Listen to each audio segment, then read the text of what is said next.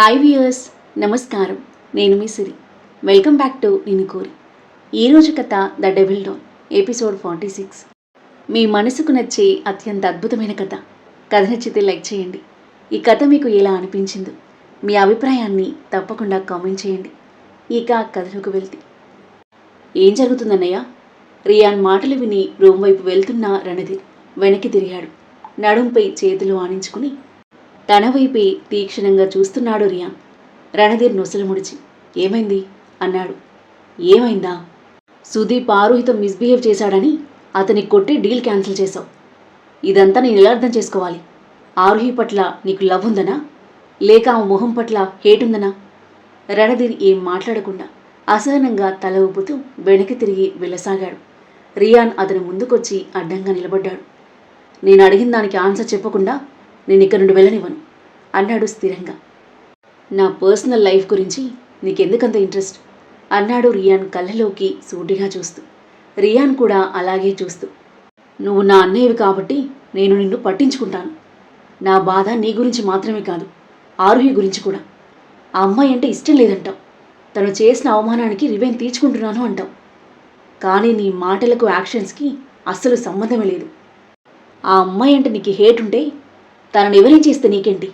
In fact నువ్వు హ్యాపీగా feel అవ్వాలి కదా తను సఫర్ అవుతున్నందుకు. హేట్ చేస్తున్న అమ్మాయి కోసం అంత బిగ్ డీల్ వదులుకుంటారా ఎవరైనా? నాకు వాడి బిహేవియర్ నచ్చలేదు. వాడు నా పార్ట్నర్ అయితే నా అసిస్టెంట్ ఎంప్లాయీస్ ఎఫెక్ట్ అవుతారు. అందుకే డీల్ క్యాన్సిల్ చేశాను. రణధీర్ సమాధానానికి తెల్లబోయి చూశాడు రియాన్. ఓ అలాగా? నీ అసిస్టెంట్తో ఎవడు మిస్బిహేవ్ చేసినా కొడతావు. దానివల్ల ఆరుహికి ఎంత ప్రాబ్లం అవుతుంది? ఎవడైనా అది మనసులో పెట్టుకుని ఏమైనా చేస్తే ఎందుకు అమ్మాయికి లేని ప్రాబ్లమ్స్ క్రియేట్ చేసి ట్రబుల్ మేకర్ అవుతున్నావు అని రియాన్ అంటుండే. నన్ను దాటుకొని ఎవడు తనకి ప్రాబ్లం క్రియేట్ చేయలేడు అన్నాడు రణధీర్ గంభీరంగా. తనకి అడ్డుగా నువ్వుంటావా? ఎప్పటి వరకు? లైఫ్ లాంగ్ ఉంటావా? సూటిగా ప్రశ్నించాడు రియాన్. రణధీర్ ఏం మాట్లాడలేదు. అన్నయ్య, నువ్వు లవ్కి హేట్కి మధ్య నలిగిపోతున్నావు.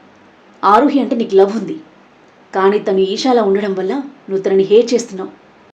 నీకు ద్వేషం ఉంటే అది ఈషా మీద ఉండాలి, ఆరుహి మీద కాదు అని రియాన్ అంటుంటే. I hate Isha, but I don't hate Aarohi అని గట్టిగా అరిచాడు రణధీర్. ఆ మాటలు విన్న రియాన్ నవ్వుతూ చూశాడు. రణధీర్ డైరెక్ట్గా చెప్పకపోయినా ఆరుహి అంటే అతనికి ఇష్టం ఉందని అర్థమైంది రియాన్కి. అన్నయ్య, ఆరుహి చాలా మంచి అమ్మాయి. నీకు లైఫ్ పార్ట్నర్ అయ్యే అన్ని క్వాలిటీస్ ఉన్నాయి తనలో.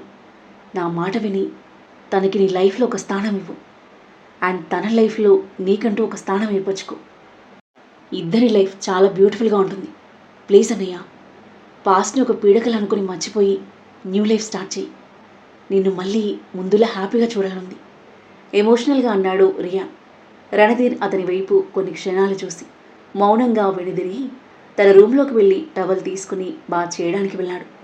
షవర్ ఆన్ చేసి దాని కింద నిలబడ్డాడు.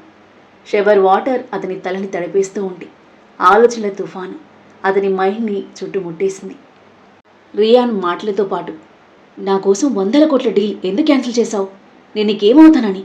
గర్ల్ ఫ్రెండ్నా, వైఫ్నా అన్న ఆరుహి మాటలు కూడా అతని చెవుల్లో ప్రతిధ్వనిస్తున్నాయి. నిజానికి రణధీర్ ఆరుహిని హేట్ చేస్తున్నాను అనుకుంటూనే తనని ఇష్టపడడం మొదలుపెట్టాడు. కోరిక అంటూనే ఆమెతో ప్రేమలో పడ్డాడు. కానీ గతం తాలూకు గాయం వల్ల ఆ ప్రేమను ఒప్పుకోవడానికి సిద్ధంగా లేడు అతను. ఆరుహి ఈషాలా ఉండడం వల్ల మొదట ద్వేషించిన, డబ్బుకు లొంగని ఆరుహి క్యారెక్టర్కి రణధీర్ అట్రాక్ట్ అయ్యాడు. తనని మోసం చేసిన ఈషాలా ఉన్నా ఆరుహికి అట్రాక్ట్ అవ్వడం అతనికి నచ్చలేదు. తనపై తనకే పిచ్చి కోపం వచ్చేది. ఎన్నో సంఘర్షణలు చెలరేగాయి అతని గుండెల్లో. తనతో తానే ఒక యుద్ధం చేశాడు. కానీ మనసు మాట వినదు కదా. ఆరుహి అమాయకత్వం, మచ్చలేని స్వచ్ఛమైన వ్యక్తిత్వం అతని మనసును కట్టిపడేశాయి. తనకి తెలియకుండానే అతని మనసులోకి ఆరుహి వచ్చేసింది. ఆమెను దక్కించుకోవాలని అతని కోరిక పిచ్చి అబ్సెషన్గా మారింది. కానీ ఇది ప్రేమ అని రియలైజ్ అయినా ఒప్పుకోలేని స్థితిలో ఉన్నాడు అతను. ప్రేమ, పెళ్ళి అని ఎన్నో ఆశలు పెంచుకొని ఈషా వల్ల దారుణంగా హార్ట్ బ్రేక్ అయిన అతను మళ్ళీ ప్రేమ, పెళ్ళి అంటూ ఎమోషనల్ కనెక్షన్ ఏర్పరచుకోవడానికి సిద్ధంగా లేడు. ఎమోషనల్గా కనెక్ట్ అయితే మళ్ళీ హార్ట్ బ్రేక్ అవుతుందేమో అన్న గతం తాలూకు గాయం, భయం అతని ఆపిస్తుంది. కానీ ఆరుహిని ఎట్టి పరిస్థితుల్లోనూ వదులుకోవడానికి సిద్ధంగా లేని అతను ఆమెను 1 ఇయర్ కాంట్రాక్ట్తో బంధించి తనతో లివ్ ఇన్ రిలేషన్షిప్లో ఉంటున్నాడు.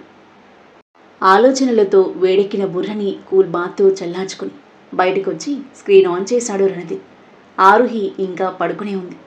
తన వైపు కొన్ని క్షణాలు చూసి రిలీఫ్గా బ్రీత్ తీసుకొని స్క్రీన్ ఆఫ్ చేసి రెడీ అవుతున్నాడు. గాఢ నిద్రలో ఉన్న ఆరుహి ఆగకుండా మోగుతున్న ఫోన్ రింగ్ టోన్కి మత్తుగా కళ్ళు తెరిచి ఫోన్ తీసి చూసింది. సాక్షి నుండి. లిఫ్ట్ చేసి, హలో సాక్షి అంది. తన స్వరంలో నిద్రమత్తు ధ్వనిస్తుండడంతో, ఆరుహి ఇంకా నిద్రలేవలేదా? కాలేజ్కి టైం అవుతుంది కదా అంది. నేను ఈరోజు రావట్లేదు సాక్షి, చాలా హెడేక్గా ఉంది. ఏమైంది? ఫీవర్ వచ్చిందా? లేదు, స్ట్రెస్ వల్ల వచ్చిన హెడేక్ ఇది. రణధీర్ నీతో గొడవపడ్డా? నాకు రణధీర్కి మధ్య జరిగే ప్రతి విషయాన్ని సాక్షికి చెప్పడం కరెక్ట్ కాదు. తనకెందుకు ఈ తలనొప్పంతా అని మనసులో అనుకుంటూ నేనే అతనితో గొడవపడ్డాను తను చేస్తుందానికి అంతే. నువ్వు వెళ్ళి నోట్స్ రాసుకో, ఇంపార్టెంట్ క్లాసెస్ ఉన్నాయి కదా అంది ఆరుహి. ఓకే, నువ్వు రెస్ట్ తీసుకో, బాయ్ బాయ్. ఫోన్ పెట్టేసి ఆరుహి మళ్ళీ పడుకోగా సాక్షి కాలేజ్కి వెళ్ళింది. క్యాంపస్లో తన ఫ్రెండ్స్తో మాట్లాడుతున్న సిద్ధు సాక్షి సింగిల్గా రావడం చూసి తన దగ్గరికి వెళ్ళాడు. సాక్షి, ఒక్కదానివే వస్తున్నావు? ఆరుహి ఎక్కడా? ఈరోజు రావట్లేదా అని అడిగాడు. రావట్లేదు సిద్ధు, తనకి హెల్త్ బాగాలేదు అని బదిలిచ్చింది సాక్షి. అవునా, I want to see her, మీ ఫ్లాట్కి వెళ్తాను అన్నాడు సిద్ధు. ఆరుహి ఫ్లాట్లో ఉండట్లేదు సిద్ధు అని ఫ్లోలో అనేసిన సాక్షి. ఉండట్లేదా? మరెక్కడుంటుంది అని సిద్ధు అడిగేసరికి తనేం చెప్పిందో రియలైజ్ అయింది. షిట్, నేనేమన్నాను, ఇప్పుడు టాపిక్ మార్చాలి అని తనలో తాను ఆలోచించుకుంటూ, అంటే అది ఇప్పుడు ఫ్లాట్లో లేదని చెప్పాను, తన తమ్ముని చూడడానికి హాస్పిటల్కి వెళ్ళింది అని కవర్ చేసి పద క్లాస్కి టైం అవుతుంది అంది. నువ్వెళ్ళు, నేను వస్తాను అని బదిలిచ్చిన సిద్ధు సాక్షి అక్కడి నుండి వెళ్ళగానే తన అన్నయ్యకి కాల్ చేశాడు. చెప్పు సిద్ధు అడిగాడు పరీక్షిత్. అన్నయ్య, ఆరుహి ఈరోజు కాలేజ్కి రాలేదు, తనిప్పుడు సాక్షితో కలిసి ఉండట్లేదు అనుకుంటా. పరీక్షిత్ కనుబొమ్మలు పైకెత్తి మరి అని అన్నాడు. మేబీ రణధీర్తో ఉంటుంది. ఆ మాటలు విన్న పరీక్షిత్ పిడికిలి బిగించాడు. నేను ఫైండ్ అవుట్ చేస్తాను. ఓకే అన్నయ్య, బాయ్. సిద్ధు ఫోన్ పెట్టేసి క్లాస్ రూమ్కి వెళ్ళాడు. ఆఫీస్కి రీచ్ అయిన రణధీర్ ఫోన్లో క్యామ్ ఆన్ చేసి ఆరుహిని చూస్తున్నాడు. 2 చేతులతో తల పట్టుకుని బెడ్ మధ్యలో కూర్చుని ఉంది ఆరుహి. వెంటనే హాల్లో ఉన్న ల్యాండ్లైన్కి కాల్ చేశాడు. కిచెన్లో వంట చేస్తున్న సర్వెంట్ పూర్ణ పరిగెత్తుకుంటూ వచ్చి కాల్ లిఫ్ట్ చేసింది. మేడంకి ఒక strong coffee and headache tablet తీసుకెళ్ళి అని రణధీర్ చెప్పడంతో అలాగే సార్ అని ఫోన్ పెట్టేసి కాఫీ టాబ్లెట్ తీసుకుని వెళ్ళి డోర్ నాక్ చేసింది పూర్ణ. ఆరుహి లేచి వెళ్ళి డోర్ ఓపెన్ చేసింది. మేడం, ఈ కాఫీ తాగి టాబ్లెట్ వేసుకోండి, తలనొప్పి తగ్గిపోతుంది. నాకు తలనొప్పి ఉందని నీకెలా తెలుసు ఆశ్చర్యంగా అడిగింది ఆరుహి. సార్ ఫోన్ చేసి చెప్పారు మేడం. అలాగా, ఓకే థ్యాంక్స్ అని చిన్న నవ్వు అవి అందుకుని సోఫాలో కూర్చుంది ఆరుహి. నాకు హెడేక్ ఉందని ఆయన గారికి ఏం తెలుసు? నేను చెప్పలేదుగా. ఓ, నన్ను కెమెరాలో వాచ్ చేస్తూ ఉంటాడుగా. సాక్షితో కాల్ మాట్లాడినప్పుడు వినుంటాడు. అయినా బెడ్రూమ్లో క్యామ్ పెట్టలేదని చెప్పాడు కదా. అంటే అబద్ధం చెప్పాడా దొంగ అని తిట్టుకుంటూ కాఫీ సిప్ చేస్తూ ఉంది. తనని చిరునవ్వుతో చూసి క్యామ్ ఆఫ్ చేసి తన వర్క్లో నిమగ్నమయ్యాడు రణధీర్. కాఫీ తాగాక చాలా రిలీఫ్గా అనిపించింది ఆరుహికి.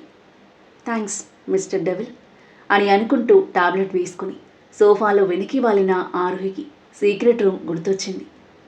దాంట్లో ఏముందో కనుక్కోవాలి, కానీ ఎలా? డే టైంలో కష్టం, సర్వెంట్స్ ఎవరో ఒకరుంటారు. నైట్ టైంలో ట్రై చేయాలి. ముందు ఆ రూమ్ కీస్ ఎక్కడున్నాయో ఫైండ్ అవుట్ చేయాలి అని గొనుక్కుంటూ బాత్ చేయడానికి వెళ్ళింది. బాత్ చేసి బ్రేక్ఫాస్ట్ చేసి తమ్ముని చూడడానికి హాస్పిటల్కి వెళ్ళింది. తమ్ముడితో కాసేపు మాట్లాడి విల్లాకి తిరిగొచ్చి లంచ్ చేసి పడుకున్న ఆరుహికి మెలకు వచ్చేసరికి సాయంత్రం 5 దాటింది. ఫ్రెష్ అప్ అయ్యి సింపుల్ నీలింత్ ఫ్రాక్ వేసుకుంది. కాఫీ తాగేసి తన బుక్స్ తీసుకుని కూర్చుంది. కానీ చదవాలన్న ఇంట్రెస్ట్ రావట్లేదు. చా, ఈ రణధీర్ వల్ల నా మైండ్ కూడా సరిగ్గా పనిచేయట్లేదు అని తిట్టుకుని బాల్కనీలోకి వెళ్ళింది. రంగురంగుల పువ్వులతో నిండిన పచ్చని పూల కుండీలు, వాటి చుట్టూ చిన్ని చిన్ని రెయిన్బో కలర్ లైట్స్. ముందు కూర్చోవడానికి అనువుగా వుడెన్ ఉయ్యాల. దాని పక్కన 2 చైర్లు, టేబుల్తో కూడిన సీటింగ్ అరేంజ్మెంట్. అదంతా చూస్తూనే ఆరుహి పెదవులు చిన్నగా విచ్చుకున్నాయి. ముందుకు అడుగులు వేసి రేలింగ్ని పట్టుకుని నిలబడి బయటికి చూసింది. లైట్స్, పచ్చని మొక్కలు, స్విమ్మింగ్ పూల్తో అందంగా కనిపిస్తున్న గార్డెన్. పైన మినుకు మినుకుమంటూ మెరుస్తున్న తారలతో నీలి ఆకాశం. కన్నుల విందుగా ఉన్న బాల్కనీ వ్యూ మనసుకు ప్రశాంతతని ఇస్తుంది. మొబైల్ తీసుకుని తన ప్లే లిస్ట్లో ఉన్న తెలుగు మెలోడియస్ సాంగ్స్ని ప్లే చేసి వింటూ రేలింగ్ని ఆనుకుని నిలబడింది. రంగు రంగు తారలన్నీ తొంగి తొంగి ఒక్కసారి చూస్తున్నా ఏంటిలా సాంగ్ వస్తుంటే ఆరుహి మెల్లిగా డాన్స్ వేయడం స్టార్ట్ చేసింది. మనసు బాలేనప్పుడు ఇష్టమైన డాన్స్ చేయడం ఆమె మనసుకు కాస్త రిలాక్సింగ్గా ఉంటుంది. అన్ని బాధలను, ఆలోచనలను పక్కన పెట్టి హాయిగా డాన్స్ లోకల్లో నిమగ్నమైన ఆరుహి రణధీర్ రాకను కూడా గ్రహించలేదు. డోర్ ఓపెన్ చేసిన రణధీర్ బాల్కనీ నుండి సాంగ్ వినిపిస్తుంటే కోట్ విప్పి చైర్పై పడేసి బాల్కనీ దగ్గరకు వచ్చేసరికి బ్యూటిఫుల్గా డాన్స్ చేస్తూ కనిపించింది ఆరుహి. రణధీర్ పెదవులపై చిరునవ్వు చేరింది. డోర్ను ఆనుకుని హ్యాండ్స్ ఫోల్డ్ చేసుకుని నిలబడ్డాడు. మొహంలో చక్కని హవభావాలను పలికిస్తూ సాంగ్కి తగ్గట్టుగా అందంగా స్టెప్స్ వేస్తున్న ఆరుహిని రెప్పవేయడం మరిచి మైమర్చిపోయి చూస్తుండిపోయాడు రణధీర్. చిన్ని గుండెలో అన్ని ఆశలా, ఇంకా ఎన్ని దాచినావు దాని లోపల. స్టెప్ వేస్తూ రివ్వున తిరిగిన ఆరుహి ఎదురుగా తనని చూస్తున్న రణధీర్ కనిపించేసరికి తడబడి బ్యాలెన్స్ తప్పి కింద పడిపోయింది.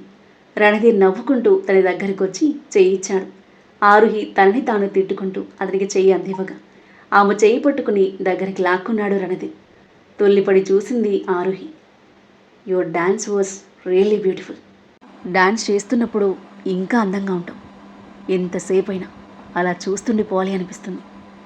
రణధీర్ మైమర్చిపోయి చూస్తూ దరహాసంతో చెప్తుంటే అలాగే అతన్ని చూస్తూ ఉంది ఆరుహి. నీ క్యూట్ డ్యాన్స్ చూశాను.